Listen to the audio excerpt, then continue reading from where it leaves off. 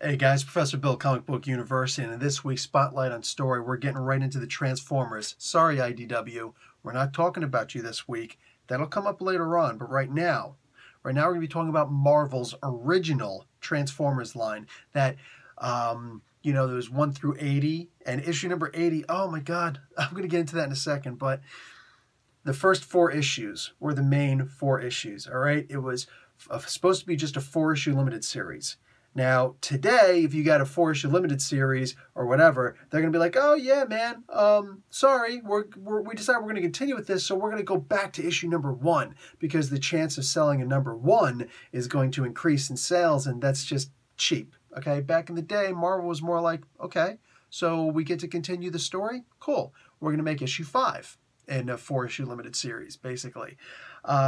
So only issues 1 through 4 were a 4-issue limited series. It was said that we're going to continue. And issue number 80, man, like this series was so amazing from beginning to end. I bought issue number 50, and when I was at I think I was at a drugstore when I bought it. Issue number 80 actually said, number 80 in a 4-issue limited series. And I kid you not, I don't care what you say about me, I cried. All right, I sat there and cried and like boo-hoo-hoo, but like tears were coming out of at least one of my eyes. Oh my God, not even welling, like just flowing freely. This was an amazing series. So I hope that you enjoy my telling of these first 4 issues as much as I'm going to enjoy telling you about them. But none of this would be possible without the people I'm about to mention right now. So sit back, here it comes. And don't fast forward through this, peeps. Don't do that to yourselves. Bill Mantlo did the writing for the first issue. Ralph Macchio did a little writing also. Jim Scalacrup did issue 2, 3, and 4. Frank Springer did the art for all 4 of these issues. Then we have inkers. We got 4 of them here. We got Ian Aiken, we got Brian Garvey, Kim DeMulder, and Mike Esposito. Then we got colors. The colors were done on all 4 issues by Nelson Yomtov. The letters, we got 4 of them here, another bunch. So we got John Workman on letters, along with Janice Chang. We got on the final issue, the issue number 4, there was Michael Higgins and Rick Parker. So then we also got to talk about the covers. This first cover, oh my God, this unbelievably beautiful first cover. This was done by Bill Sienkiewicz. Just look, you can say that the arms are messed up, yeah, but go and check out the Toys That Made Us, the episode with the Transformers in it, to see that these guys were working. They didn't have a whole lot at all to work with, all right? They had the original transformations and everything, but that's it. They didn't have a whole lot, and these guys made the stories that would later on become the cartoons and whatever else. These guys did all of that work. And it's a damn shame that every single person here didn't get the credit that they deserve. Really quick, let me finish this before let me finish the covers before I finish on who else deserves credit. Michael Golden did the cover for issue number 2 and 3, and Mark Texeira, the indelible Mark Texeira, did issue number 4. But I can never get over issue number 1, man. Sienkiewicz on this first one, man, the watercolors on this, damn it, this is gorgeous. This belongs in a museum. I don't care what anybody says. That is a gorgeous issue. So let's also talk really quick about the editor, Bob Budiansky. And you're going to see a whole bunch of Bob Budiansky if you decide to look at that, and which you should. Go on Netflix and check out the Toys That Made Us, the Transformers issue at the least. You'll probably watch most of them. I understand if you don't want to watch the Hello Kitty one, but that's on you.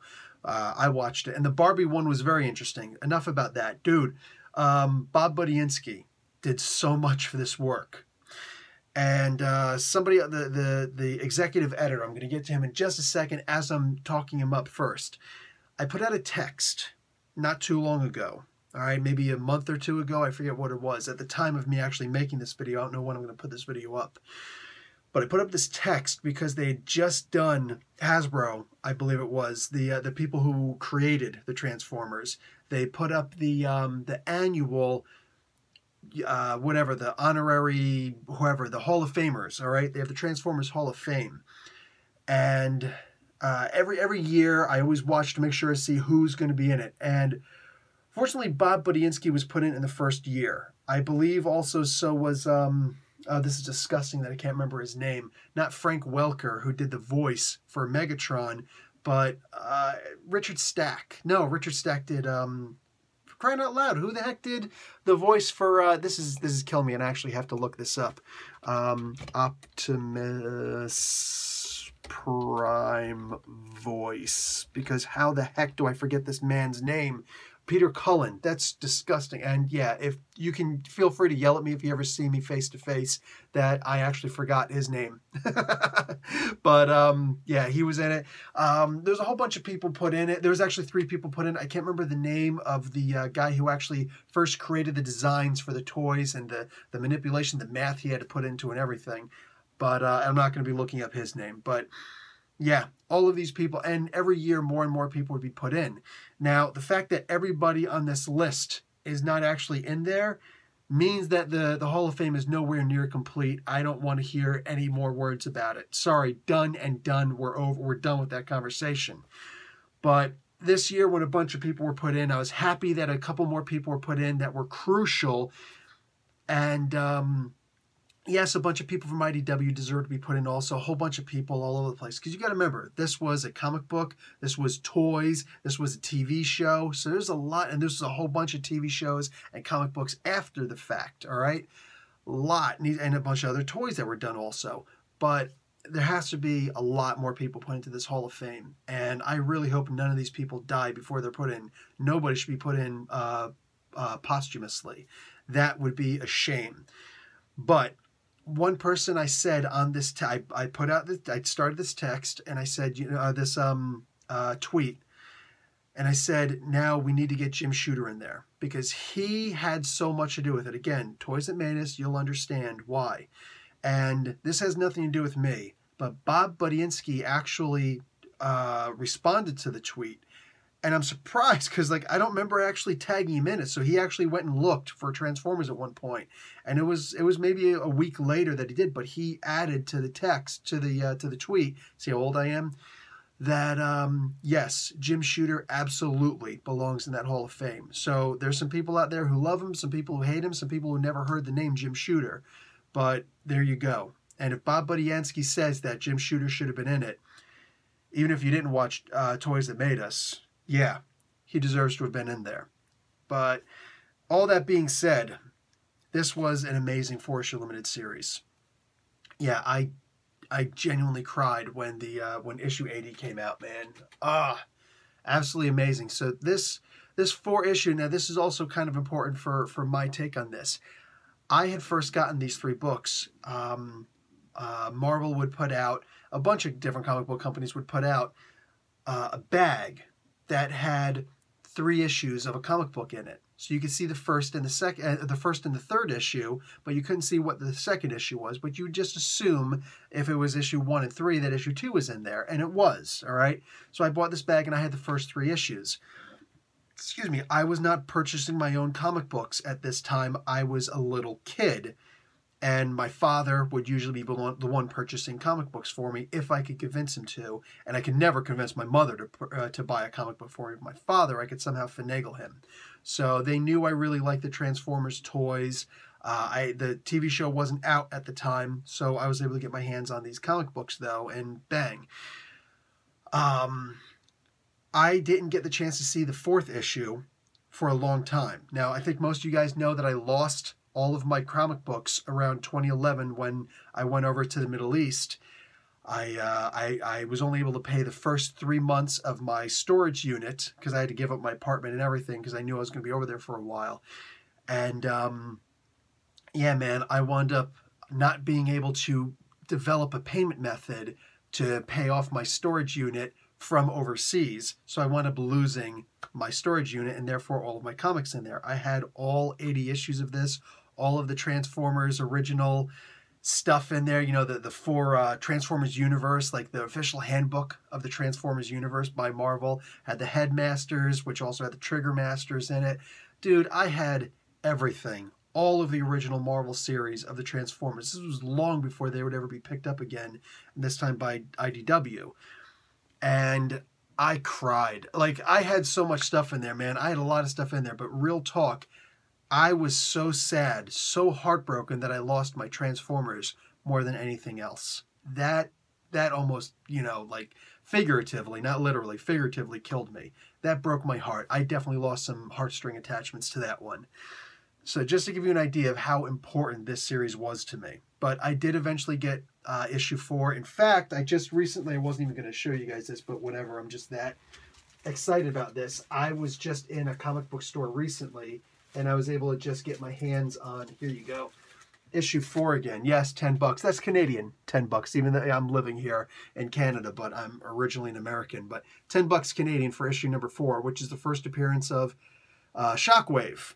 And Shockwave in this comic book is nowhere near what you've seen in the TV show. I'll put the TV show aside any day a week just to get my my original, just, like whatever, just to get my comic books back, man.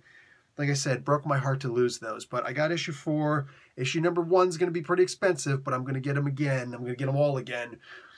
Anyway, let's just get right into 10 minutes, 11 minutes of talking about this, right? Let's get into the actual story because, oh man, it is amazing. All right, bang, here we go. Transformers are awesome. Have a good day. Now, the Transformers were this one isolated planet called Cybertron, and it's freaking huge, and it was created somehow. We don't know how it was created at the time. Later on, these stories would be explained towards the end of the Marvel run, and of course, IDW would just, boom, punch through. They would use, God bless IDW, because I think they called it Transformers Regeneration or whatever it was called, where they just pretty much reprinted all of those original Marvel books. So, hey, this is still a part of canonical legends and lore. But we're now going to add a whole bunch of things also. So I can't fault IDW in the slightest, not one iota for this, all right? Here we have it, that there's this planet, and it's very unique. It's different from all the other planets. Didn't even have moons at the time. Cybertron, all right? Somehow its residents were mechanical. So you could see what was probably the original version of Optimus Prime there. Yeah, it was the comic book that originally started the idea of an Orion Pax, all right? But we had these characters. Now, here is a little bit of lore for you guys, because I stumped everybody who saw the post on the original the original Transformers military, the Decepticon military network, I think it's called, on Facebook. It's a huge group where people are more devoted to the Decepticons than the Autobots. Me, I just love the Transformers. Bring it.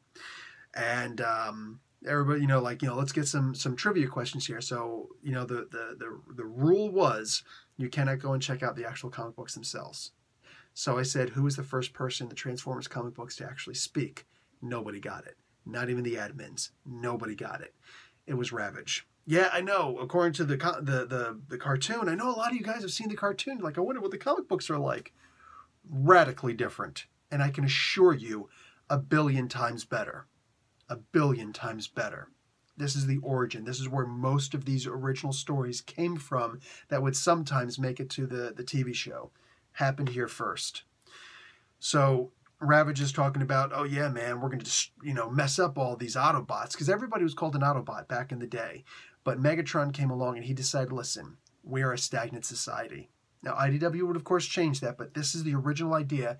He said, this is a stagnant society, and we're just falling apart, man. Our philosophers, everybody, we're just lazy, and entropy has set in drastically. And in order to be that hand of order, we have to chaotically jumble everything up. We have to start jacking some people up. And if it means killing everybody here, then so be it. But we are a stagnant society. We haven't had any, like the way I've gotten out of it, we haven't gotten any new advances. We haven't gotten anything. So let's start a revolution. And revolutions are violent. So that's what he did.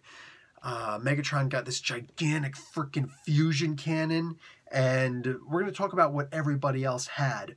But Megatron got this fusion cannon, and later on he would explain, I think it was issue 3, where he would explain that he is in charge, and even though Starscream vies for leadership, yeah, that started here, that as long as he had that fusion cannon, he was always going to be the boss, the main boss. So we see that some of the Autobots were able to fight back, but for the most part, nah, dude, these these Decepticons, they were prepared for war. So even though they were much smaller in numbers, they would sit there and just pick apart these Autobots. But eventually the Autobots would start new factory lines and they would start upgrading people. And the greatest, wisest leader that they had, they wound up making him the most powerful of the Autobots. And that was, of course, Optimus Prime. We didn't have a name for him before, just that image that may or not have been him.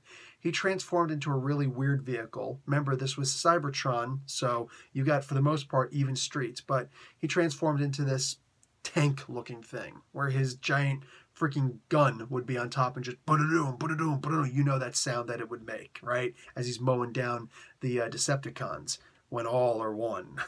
So we see the original image of what I would imagine it has to be the original image for Alpha Trion. We do not get the name Alpha Trion in here, but we do get the image of what this character looked like, who would tell Optimus Prime, hey man, listen, we got this meteor storm that's coming in. These asteroids, they are going to destroy our planet. Listen, the Transformers have gone into this war that is so devastating that it actually threw Cybertron out of its orbit. Yeah, they don't need a regular atmosphere like we do. They don't breathe. They don't eat. They need fuel. They've got their fuel. That's good. But their planet was completely out of orbit and everything. Somehow, I guess because of magnetism, who cares? It's not explained. It doesn't matter.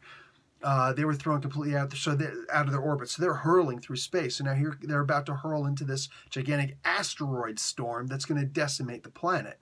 It's going to cause more damage, obviously, than the Decepticons would. So Optimus Prime says, I'm going to lead a force personally aboard this ship that we just built called the Ark. I'm going to take some of the best, and we're going to go out there and we're going to kick some booty, all right? We're going to destroy these things, but we got to be careful because it's the best time for the Decepticons to attack us. And sure enough, Ravage was paying attention. You can't find Ravage, man. He had this ability to distort electromagnetism around him and all the spectrums of light and everything so that you cannot detect him. He's also pretty good at hiding in shadows just in case you're watching. So, your optic sensors. So he was able to record all this stuff. He's like, Megatron, mighty Megatron, check it out. This is what's going to happen. It's like, dude, you are one of the best of my soldiers. I love you, man. You're awesome. All right, let me pet you. You're just awesome. No, not really. But they said, okay, yeah, we are going to use this as a method of attack. So the Transformers, the Autobots are up there, and they're just blowing all these asteroids out there. And they're able to make a clear space for the Transformers as a race, as a species, so to speak. And they're passing by Earth. They're like, oh, look at this planet, man. There's no life on there. Isn't that cool? Yeah, this third, they never actually say Earth. They're like the third planet in this particular solar system, third planet from their sun. And of course, it looks just like Earth. So you're like, oh, duh. So this is where the Decepticons attack. And the attack is so brutal that Optimus is like, listen, we're not going to win, all right? They are freshly refueled. That's important for this entire story. They are freshly refueled. Meanwhile, we just spent all of our firepower and everything destroying this gigantic, you'd imagine miles wide, asteroid storm. So they're low on fuel in a major way. That some of them got hit, whatever. They're very weak. The Decepticons are fresh, baby. And the Autobots are going to pay for that. So they fight the best they can, but Optimus Prime is like, we don't have a chance. I'm going to crash the Ark into that lifeless planet down there, Earth. It would eventually be called Earth. And it's going to be a suicide dive for all of us. So, boom, they crash into Mount St. Hilary. I guess it's supposed to be like a version of Mount St. Helens. It's in the middle of Oregon. This is perfect because how come we never heard of these guys? And they stay there for 4 billion years. Yeah, that's pretty long, just saying. So I'm pretty sure it's billion. I'm sure it's not million. They said billion, right? Pretty sure they said billion. I'm not going into depth with this. Anyway, they wake up still in Mount St. Hilary, of course, in 1984. So, of course, life developed during this time, but in the interim, there was no life immediately. So Mount St. Hilary winds up erupting, and it jars the Ark, their ship, enough to say, oh man, we got to see what's up. We got a bunch of lifeless guys down here. Now, it immediately sent up a probe. What it's supposed to do when it wakes up, and you'll see this again later, it shoots up a probe to go out and scan for life. The best it can understand life, because understand the Ark was seriously jacked up. All right, it lost a lot of its memory. If it would have kept its memory in its entirety, it would not have woken up the Decepticons. But it did. And in order to first do that, they had to learn how to disguise the Transformers. So the first ones that they wound up waking up were the Decepticons, because airships, the Decepticons were used to having designs, their transforming designs, like warships. The Autobots they usually kept their original transformations. So a lot of the Decepticons wind up waking first, but immediately afterwards the Autobots start waking up. But they're both a little bit woozy, and the Decepticons like, dude, we need to get out of here as soon as we possibly can. Megatron's like, we need to get out. Get up, get out, let's go, let's go. So he takes a really quick survey of who's there. Is everybody here? Roll call. Everybody starts giving off their names and everything. You got like Skywarp, Thundercracker, Starscream, those, I can't remember what those three are called. And then there's the other three, Dirge, Ramjet, and can't remember who the other one was, but these are basically the elite air fighters. And this strike force, yeah, they're bad as hell, man. Wow. But later on, you wind up seeing like Rumble and his brother Frenzy, Laserbeak and Buzzsaw are also there. And also Ravage, of course. These are the three tape players. The 5 tape players, tapes that are inside the tape player, the recording box, whatever. I don't even remember what those stupid things are called. Audio cassette players that Soundwave was eventually. This is 1984, chillax. But I think that's mostly it for the Decepticons. There weren't really that many. Like I said, they were drastically outnumbered. So they're like, all right, let's get up, let's get out of here. But mind you, they did still have a full bed of fuel, and the Autobots were really low on fuel at this point. They didn't get the chance to refuel. And even though it's 4 billion years later, the Ark is all sorts of jacked up. So they're expecting, wake up and go refuel yourself, right? So Optimus and Prowl are watching as the Transformers leave, and then we see all of these Transformers, man, all of these Autobots. You got Ironhide, and right away I got to stop and comment. That's the way that the toy originally looked, plus his brother, so to speak, Ratchet. Okay, they both looked exactly like that for the toys when they first came out back in the 80s. That's what the toys looked like. Yeah, they stunk, all right? Nobody wanted them. Nobody wanted them. Everybody wanted like Wheeljack and Optimus Prime, Sunstreaker and Sideswipe. Those guys were awesome. Everybody had Cliffjumper and Bumblebee and Huffer because they were really cheap. Brawn and did I say Cliffjumper? Yeah. Brawn, Windcharger, and Gears. They had them also because they were pretty cheap. But Blue Streak was cool. Mirage was pretty bad. He was a stock car, what do you call it? Prowl. Jazz was awesome. Once the cartoon came out, Jazz was cool because let's face it, everybody knew right away that's the black guy. All right, and Jazz was cool. All right, so boom. Who else is here? I already said Wheeljack. Skids, right? Is that Skid? No, it's Trailbreaker. Excuse me. Trailbreaker was there. We don't hear from Trailbreaker ever again. All right, we're done with Trailbreaker, but Hound is there, and we do hear from him again. So we get all these guys. They all saying what they can all do, and it's awesome because all the Transformers are, in fact, very different. All right, so you get to see not only their personalities, but what they can do and everything. So now the Ark came to the conclusion, and the Transformers have no reason to believe otherwise, that the machines, like the planes, the cars, the trucks, everything like that, the boats even, these are the dominant life forms on the planet.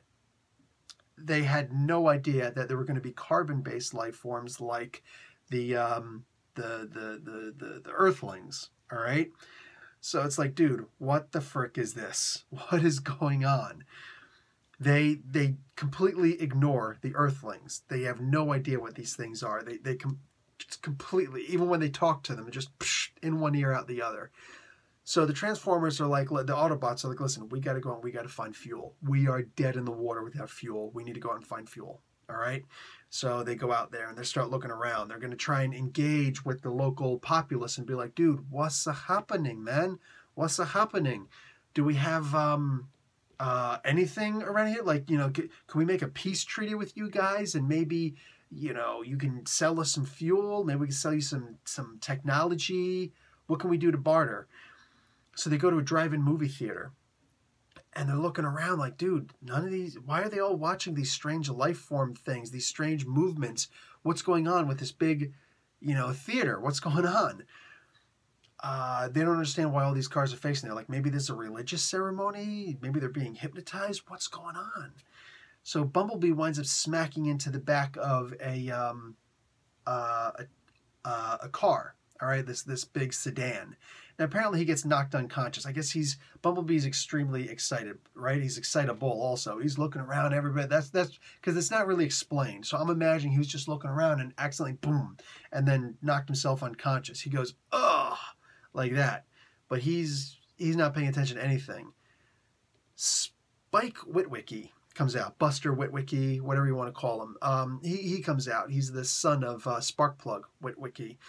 He comes out and he's just like, dude, what the frig? This car's got no driver in it. What's going on? I'm pretty sure I heard it groan. He's there with his girlfriend Jessie and his friend O. Why would you take your friend with you to a drive-in movie theater when you got your girlfriend there? Like, the third wheel. We're talking about a third wheel here.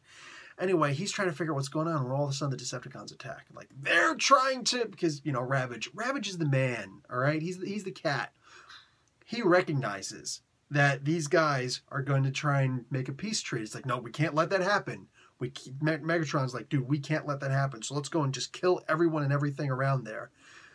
So Prowl is there, and he's trying to figure out with his logic circuits what the frick is going on here. He can barely engage in this battle. He's like, these machines, they can't even defend themselves. Are they that entranced by these weird shapes that are happening on this big screen? What's going on? So Prowl is like, what is it? Prowl? I think no, it's not Prowl. Duh, I just said it's not Prowl. Oh, Hound. Hound is, he's mostly good with illusions. All right, we saw that Devastator episode, the cartoon.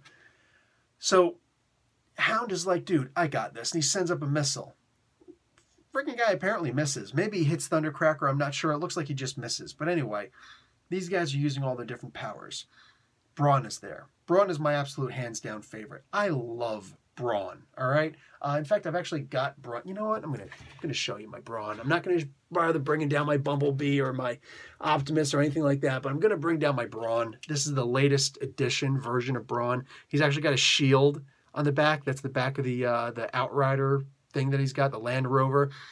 A little dusty, got to clean him off, but I love Brawn. He's one of the smallest Transformers, but he's like third in strength to Optimus Prime. We could say he's second in strength to Optimus Prime realistically, but as far as like punching power, even Optimus has a hard time punching as powerful as this guy. We could say that Huffer is the second strongest as far as like just girth, because he's able to haul Optimus's trailer. But for the most part, he just has the attachments to do that, and Brawn doesn't. But Brawn is the guy. He's got a gun in the comic book, or excuse me, in the movies, whatever, the TV shows, and I don't care. Brawn doesn't need a gun. He never uses a gun in these first 4 issues. He just walks up and punches Decepticons, and his hide is extremely thick. I know we talk about Ironhide having a thick hide. Nuh-uh. Not like Brawn. Brawn's just walking up, and like you have to use special tricks to take him out. And we'll get into that later. Brawn's just, come a little closer, guys. Come a little closer, right? Somebody should have fastball specialed him right into these guys. Anyway, these 3 jets, these elite jets are trying to fight these guys. Cliffjumper's down there. He's got what's called a glass gas gun. He shoots this gas. It's like a pellet. It's very directed, all right? But so it's apparently very short, fairly short ranged. But if it hits you, this gas starts to go all around your metallic form, and it turns your metal into brittle. It turns it brittle like glass. So he's doing the most damage, bottom line. And he's sending these guys flying away. Hound is like, dude, get out of here, with Ravage. It's like dog versus cat here. He's like, get out of here, but he's mostly using illusions to get everybody away from him. Soundwave shows up, and he's taking these guys out. Prowl is so awesome. He's able to start directing. His logic sensor is able to realize that these little guys are the real dominant life forms here. These humans. You'd find out they're called humans later. And he's trying to like direct them away. He's like, oh, go, get out of here. And he's able to shoot sound wave once in the chest. Later on, you'll see he also shot him in the face. Like he's just tagging people. And they're just like, listen, we've got to reassess. Let's go back and tell Prime that everything is different, man. Let's just get out of here. And what happens? They forgot about Bumblebee. They didn't forget about him. Like, what about Bumblebee? We have to hope that he just went home, man, because we got to get out of here. Bumblebee's not really much of a fighter anyway. He's more of a spy. He's not nearly as good as the tape players, but yeah, he's good. So, Buster Witwicky brings him back to his dad's place, his dad's house, aka garage. Brings him back there, and Sparkplug comes out. He's like, son, what are you doing, man? Like, you know, you're doing all these books, this book learning and whatnot, and you're out, you know, all hours, like at the library and stuff. Dude, I love you, man, but you got to start working on cars like I do. What's that? You got a car up on the lift? Son, I'm so proud of you. You're actually going to do something with your hands. Look, this is 1984, and the dad wants him to be able to do something with his hands. You know, something that's actually going to get him a good job. Buster might wind up becoming a freaking astronaut at some point. Who knows? But as far as he's concerned, this is what we need. So the Transformers need fuel in the worst way imaginable. So, and Bumblebee winds up actually getting jacked up. His fuel line is messed up. So we're going to switch over to the next comic book now, issue number 2. And the Decepticons, they're like, listen, we got to find a base. We got to find a base. So they found this really cool location for a base. Like, we need the materials now to make this base. So what do? They go to a nuclear power generator, a nuclear power plant, and they're going to take the parts from here to make their base. Now, you might think, oh, this is genius because they're going to use nuclear power to fuel themselves. More on that in a little bit. A lot more on that in a little bit. So the Autobots have gone back to where they're going, and what do you call it? We get to see a whole bunch of what the Decepticons can do, but the Transformers can't even get there. The Autobots can't even get there anytime soon because they're moving by land. You know. Back to Buster and Sparkplug Witwicky, the Witwicky family. Bumblebee winds up talking at a certain point, saying, "Need fuel, really injured." For crying out loud, Daddy Witwicky, Sparkplug, he can't figure out what's going on. I keep on thinking Sparkplug Holly, Hardcore Holly from the WWE. He was first called Sparkplug, so sorry. It keeps on getting stuck in my head. Sparkplug is like, listen, I don't know what's going on. Maybe you and your friends are playing a joke. That's not cool. We're playing a joke on your old man, all right? But I'm going to try and fix this car. Here's the problem. And blah, blah, blah, blah, blah, and starts putting this thing together. You might think, isn't this tech too advanced? Sparkplug somehow is genius level when it comes to fixing cars. He can also make alternate fuel sources. Let it go, man. Just let it go. This would explain why Buster is so smart. So anyway, Sparkplug is looking. He's just like, yeah, let me try and figure out what the heck is going on. So he finally fixes the car. Bumblebee transforms. Like, dude, what's going on? He's got a million questions. Bumblebee makes fun of him. He's like, do all you fleshy, soft pink things always make all these questions also? So he says, listen, you guys need fuel. Let me, I'll give you some premium unleaded. How about that? And it's like, yeah, we can't actually use that fuel. It needs to be converted to something that we can actually utilize. So he's like, okay, so maybe I can try and find something for you. In fact, maybe I can even make something for you. So Bumblebee's like, dude, that's awesome. He radios into Optimus. Optimus, I'm going to try and return to you. You know what I'm saying? Let's see what we can do for you. Hey, listen, I've got this guy who might actually be able to make us fuel. We've still got to find fuel, but he can actually convert it for us. So, yeah, I'm on my way back. The Autobots realize that there is this attack, and they're like, listen, we got to... or not the attack. Listen, we're all going to go to where Buster is, and we're gonna visit and see if maybe this guy Sparkplug can actually help us out. Once again, Ravage winds up finding out all this information, so they go and fight. at Sparkplug's house. Yes, I know in the comic book, they decided to make it a lot more grandiose, and it was in this big, like, you know, nuclear power plant or whatever. No, the power plant thing went unchallenged. Remember, the Transformers, the Autobots, didn't understand that these were the dominant life forms and that, you know, the English and all this crazy stuff and whatnot. So here we see a bunch more Transformers and what they can do, and it's cool. It's really cool. We get to see about their personalities. Sideswipe is like, oh yeah, man, I'm gonna fly right up to meet with these guys. So he's gonna use his backpack. They just said they're low on fuel, but this guy, he can't think 2 steps in front of him. He's just thinking, I'm gonna go up and I'm gonna, you know, beat up one of these jets. And he does, but at what cost? These guys still have way more fuel. So the Autobots are doing the best they can. This is kind of important. Ravage and Mirage get into it. And Mirage is trying to say, you know, Cybertronian brother, why are we doing this? He's kind of pacifistic. He's like, why are we doing this? Why are we fighting? We have to find a better way to do this. And Ravage is like, dude, I'm whooping your butt. But it doesn't actually happen because Brawn comes over and just swat. He should have, like, you know, when he smacked him up, he should have ripped off his head or something like that. That's the one thing that bugs me.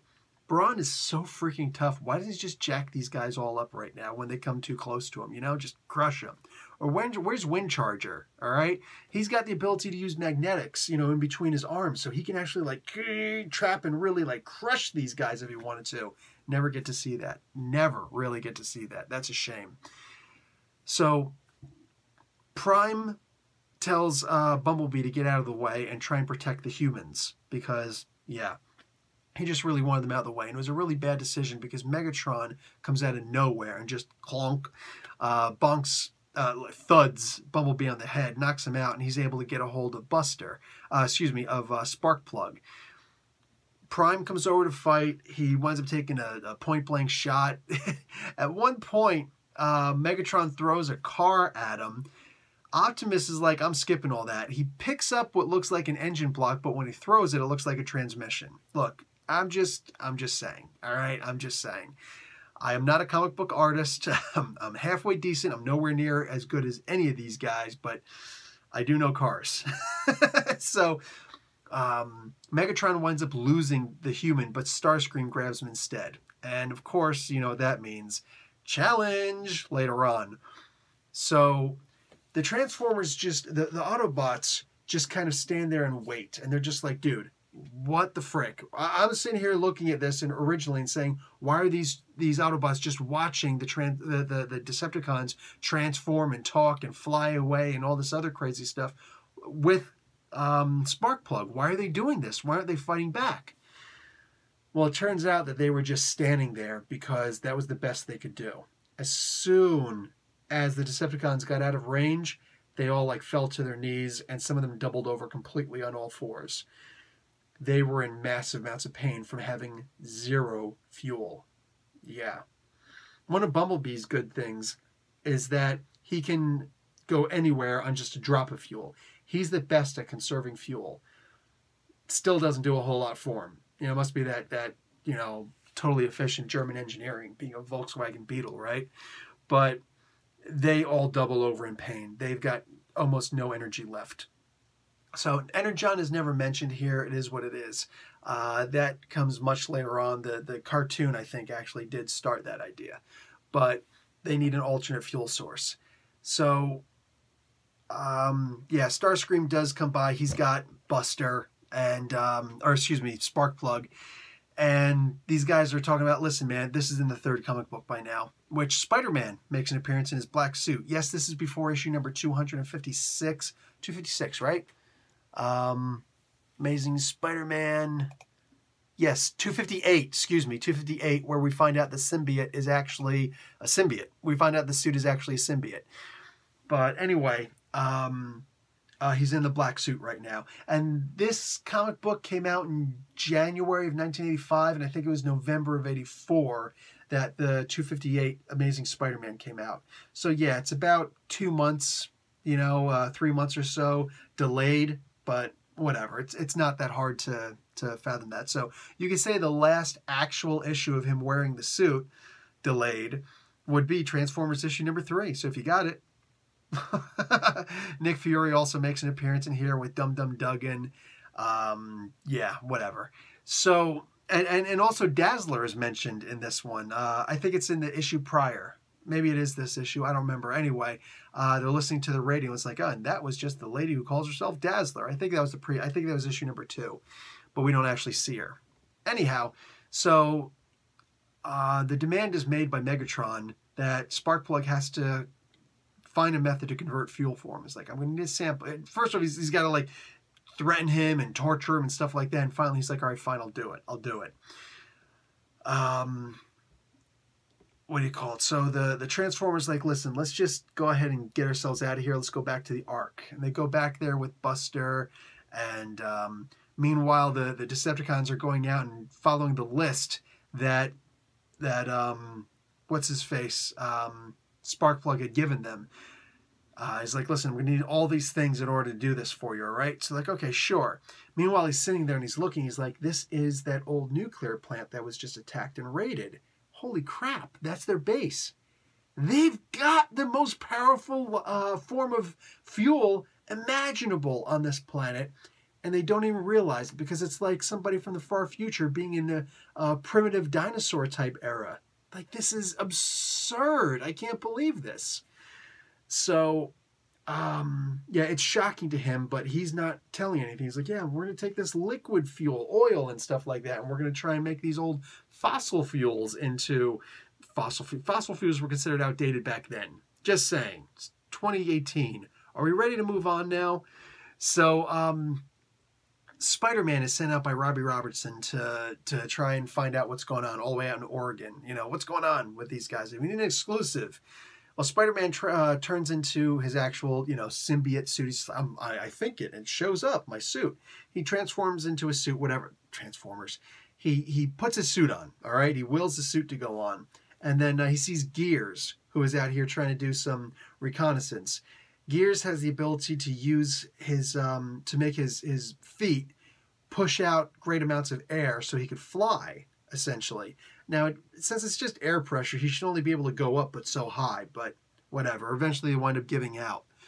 But he's going to fly up. He and Spider-Man have to earn each other's trust. It doesn't really take too long. The entire army, the entire armed forces is there. They're trying to figure out what's going on with this this big place, this big fortress that came out of nowhere with these giant robots. What's up?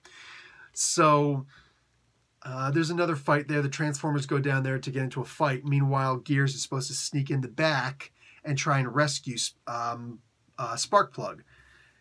And when they're doing this, they're going in there. Ravage goes up and gets into it with Spider-Man, and he gets... It's funny. Spider-Man's like, this guy is almost as agile as I am. So that's scary. That's effing scary. Gears is able to take out a whole bunch of these guys, including Ravage. That was cool. He just kind of knocks him straight out because he's distracted by going after Spider-Man. Ravage is like, you avoided my charge. That's absurd. And that's the moment that Gears punches him out. Really cool stuff. Gears is able to knock out Shockwave because he was distracted by Spider-Man also. And then they run into the room where Sparkplug actually is, but Megatron is in there also. He's like, oh crap. Well, Spider-Man doesn't know who or what a Megatron even is. So he just starts using his webs. And mind you, he doesn't use the cartridges at this point, or even the web shooters, because the symbiote releases this stuff. And we didn't know at this point that the symbiote would become weaker the more that it's releasing. That's the first full battle where Spider-Man versus Venom. That's months from now, man. That's a long time from now. What we do have is Spider-Man completely ensnares Megatron from head to toe in webbing. And Megatron's just like, who dares attempt to ensnare Megatron? And it's like, oh boy.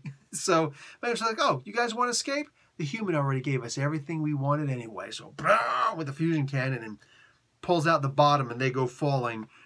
What's supposed to be to their deaths. Megatron doesn't realize that Spider-Man is particularly sticky, but he knows that Gears isn't. So Gears' foot pads wind up going out and he crashes down to the ground. But Spider-Man is able to save Sparkplug. Now, the Transformers are unable to explain in a language that Spider-Man can understand how dead isn't the same thing for Transformers as it is for humans. They can eventually be repaired and brought back. So that's exactly what happens with him. But meanwhile, there's like a little bond there with Spider-Man, but he can't stay. That's a shame. It's too bad Thor couldn't show up, you know? Because the Transformers really need that help. In the meantime, the Autobots are really upset right now. Because Gears does wake up and he says the human gave them everything they wanted. Nobody's happy to hear that, including Buster, his son. He's not happy with that either.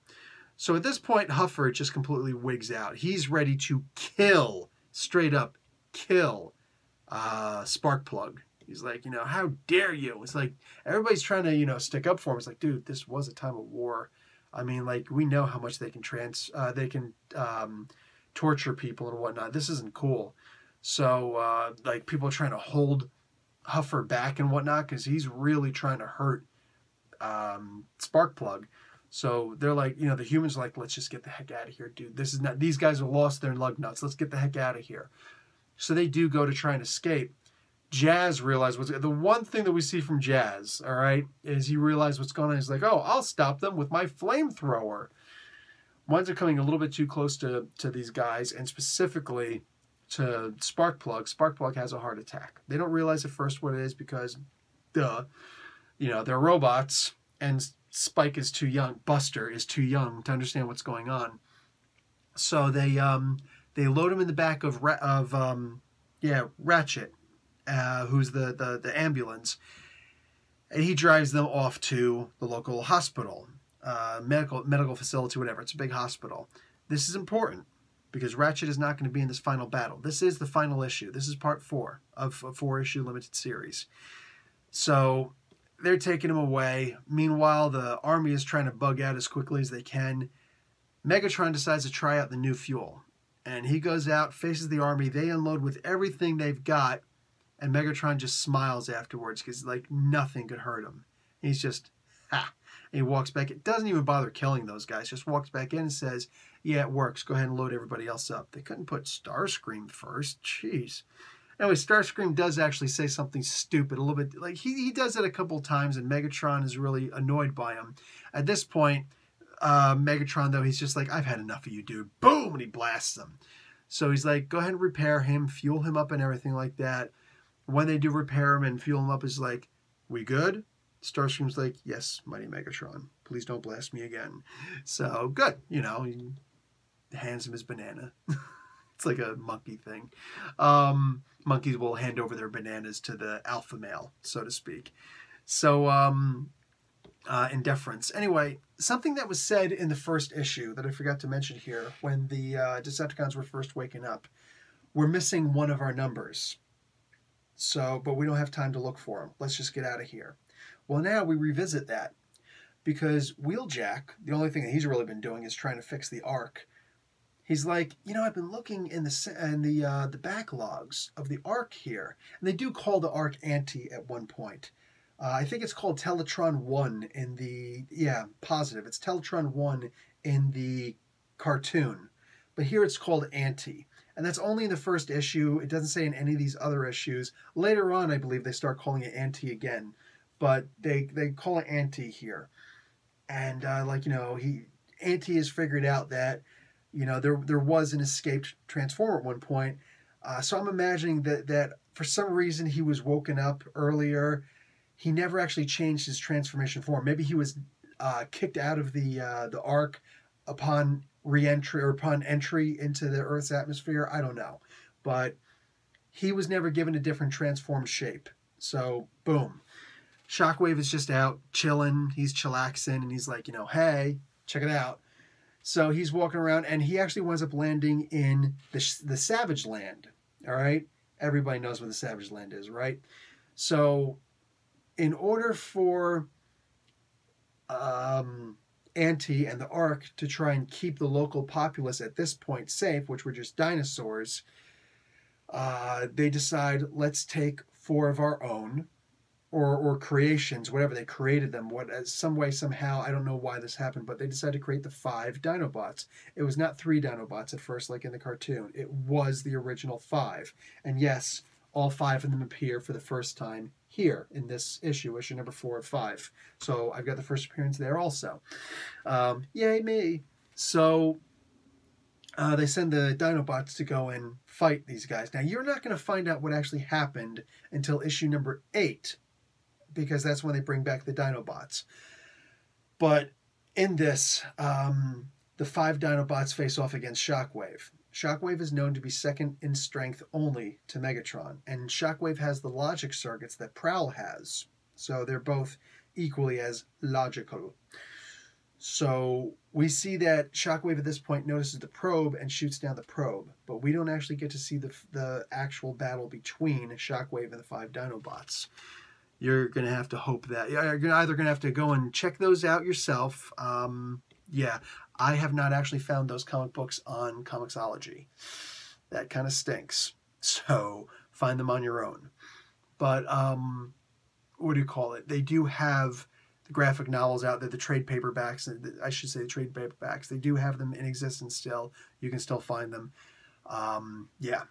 Anyway, it's probably cheaper to buy them through IDW. So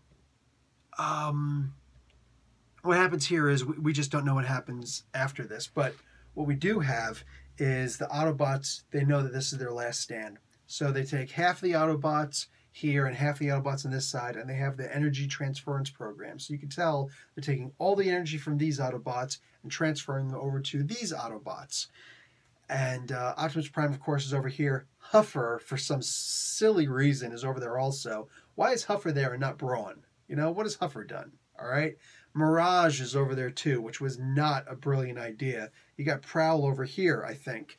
But you only got a couple of the Transformers. At this point, mind you, Ironhide actually looks like the cartoon version of Ironhide by issue 4, which, thank God, a lot of them wind up looking the way that they're supposed to look. I didn't like the toy version, so there's that. Anyway, so this final battle winds up happening. Megatron blasts a hole through the arc right where the Transformers happen to be. It's like, listen, I'd rather just tear you apart, but I'm going to give you an opportunity to surrender. You're not going to? An hour later, he sends in the birds. The Transformers are thinking, the Autobots are like, we should go out there and fight them. Optimus is like, no. We go out there, we're going to be picked apart. What we have to do, because mind you, they're not at full strength. They just have more energy than they had before. Everybody had like that much fuel. So now these guys over here have twice as much fuel, but it's not anywhere near full fuel. So like, okay, we're good for now. We're good for now. We can at least fight. Even though our numbers are reduced to their numbers, these guys are still way more powerful than us. So we get so like, let's stay inside the arc where at least we know the territory and they don't. Ravage gets into it with Mirage right away. And still Ravage is trying to, please, brother, please. And it takes him getting his freaking left arm bitten off in order to finally realize this ain't going to work. So he takes his, not bulletproof bullets, but the armor-piercing bullets and shoots Ravage. Unfortunately, he decides to get up and run away at this point. Go off and he's like, oh, now I realize I've got to fight. Well, then finish the job, knucklehead. He didn't. Ravage comes back and he fights later on. We also see there's another probe out there looking for... Wheeljack had sent out a probe before he went into stasis. Hey, man, let's go and try and find out what happened to those Dinobots. We could possibly use those. But we see Shockwave's right hand come up and crush the probe. So we know that Shockwave is active again. This is going to be important. So... Megatron and Optimus Prime are given massive props for how ridiculously much stronger they are than everybody else.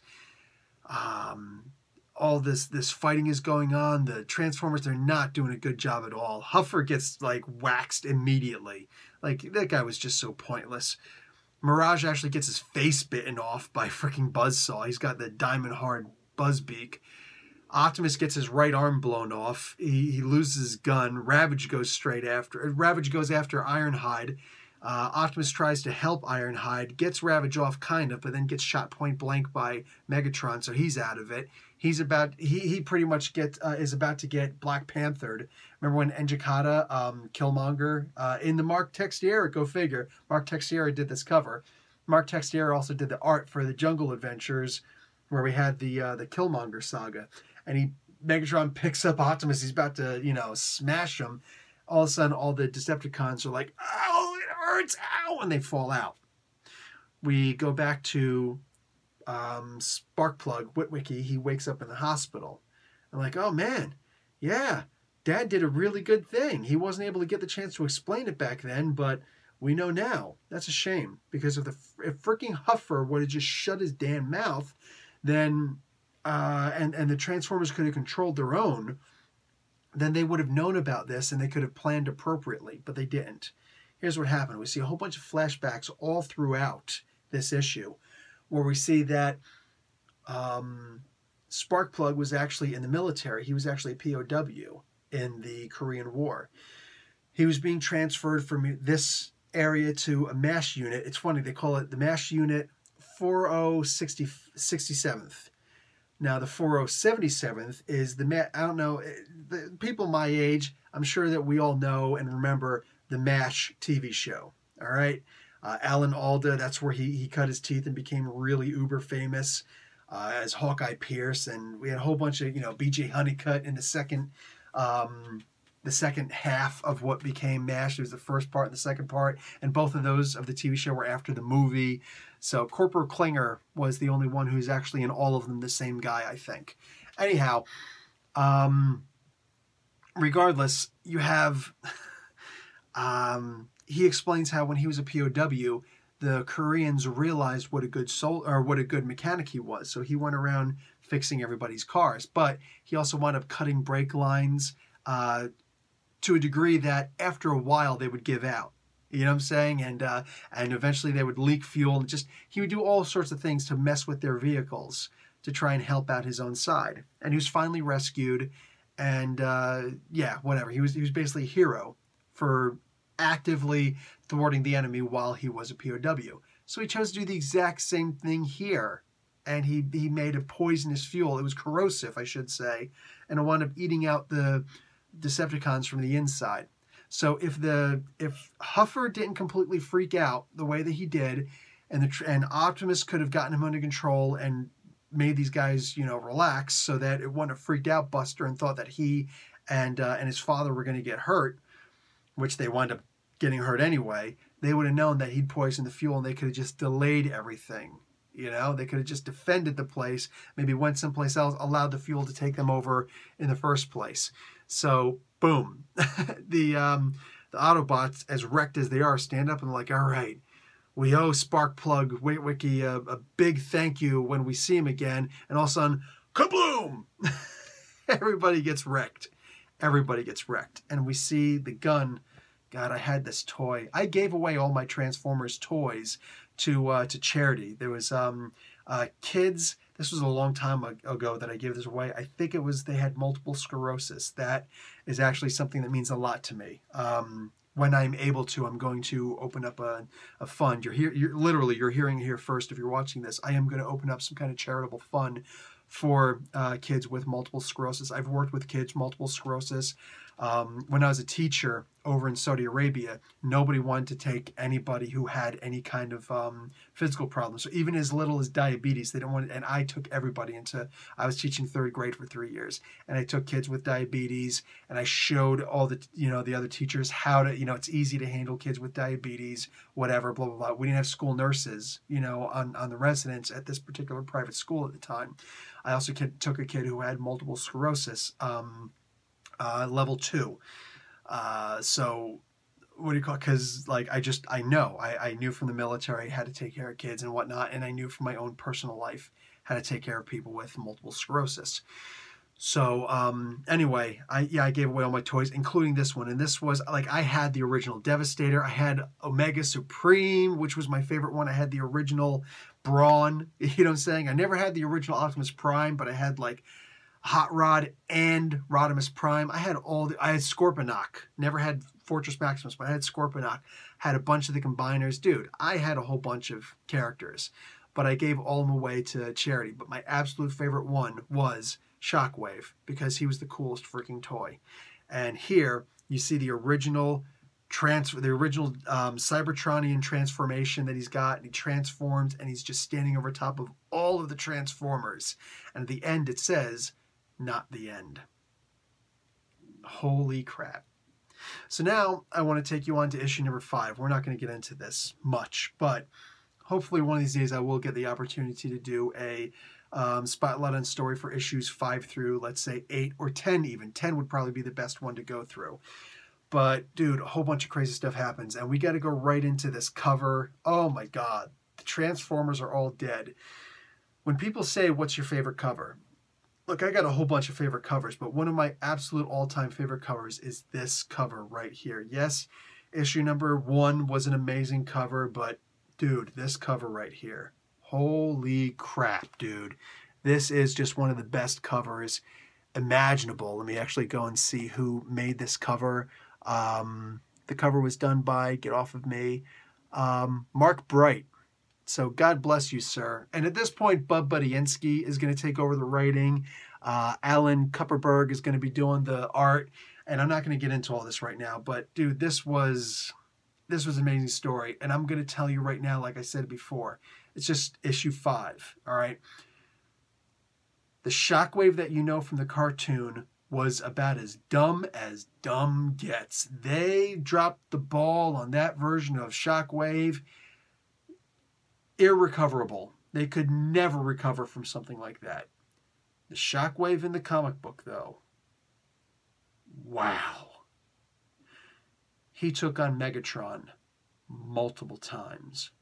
Won every time. I know he was called the second, most powerful, but his ability to use logic and to dictate terrain and to fight strategically, he was invincible for all intents and purposes. Wow. So guys, again, this went through 80 issues and it was absurdly amazing. I'm not going to get into much more. Hopefully I will be able to do spotlights on further issues, but this is just one of the best comic books that ever existed, in my personal humble opinion. There was so much story there. If you like the cartoon, you would love the comic book. It's just the way it works. Guys, that's it for me. I'll try and put links to anything I could find so that you can actually look at this stuff also. Professor Bill, Comic Book University. Class dismissed.